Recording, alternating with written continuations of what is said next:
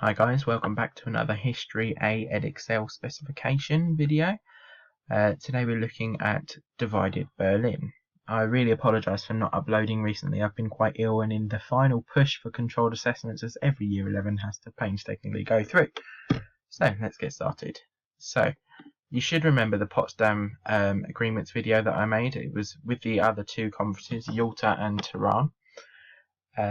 And in that conference it was decided by the big three, the USSR, the USA and the UK, that Germany would be split up into 4 zones and Berlin would also be split up into 4 zones, although it's in Soviet control, blah blah blah.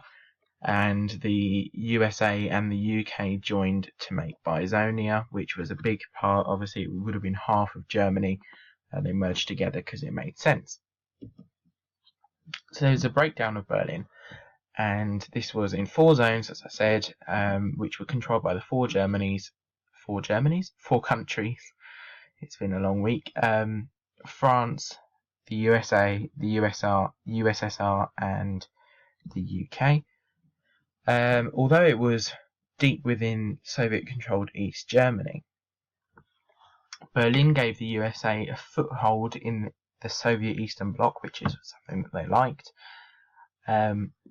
But some Germans in East Germany did not like communism because they were obviously used to a capitalism government, and it's all changed to communism, and they don't like it. And also there were better jobs with better pay in the West, because I said, remember in one of those videos that I made, the two ideologies, communism, you get assigned a job whether you like it or not, and you don't get paid very much, but you get paid enough to live. And in capitalism you can be poor because you don't always get a job, but you have the freedom of getting a job, that kind of thing. The crucial fact is it was easy to get into West Germany once you got to the western border, and many Germans did cross the border, and Khrushchev was not happy about it, and it made them look bad, because people obviously preferred the West zone. Also, as I said about the better jobs, many skilled workers left, which meant that there was a shortage, and Khrushchev needed to do something, and ultimately this led to the Berlin Wall. Yay, fun times.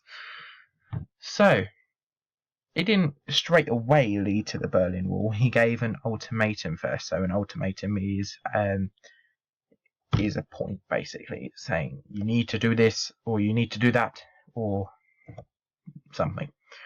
So Khrushchev's ultimatum, which was in 1958, Khrushchev announced that all Berlin belonged to East Germany, and that all occupying troops must leave in 6 months.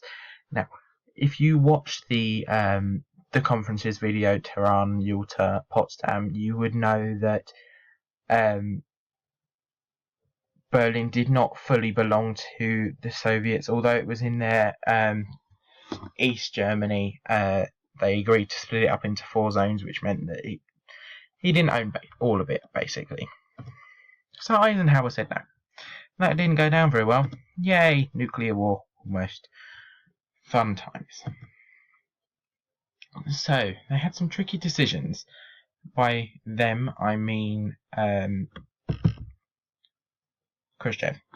So reasons for attacking West Berlin is that there were more Soviet troops in than the West troops around Berlin and in Germany, which meant that the Soviets could easily defeat the Western Army, and the USSR had developed a H-bomb, so that's a nuclear bomb, like the bomb that went down into Hiroshima. So there were some reasons not to attack West Berlin, and that was that the USA had also developed an H-bomb, and that they had 20 times more H-bombs, and that they had the bombers that could fly 6,000 miles to drop them. Bomb, bomb, bomb. In short, the USSR wanted to blow up the USA, but the USA had tricks up their sleeves because the USSR did not have the resources. So eventually Khrushchev made a decision. He realised that he could not bomb West Berlin. Phew. So he decided to build a wall instead, just to keep them out.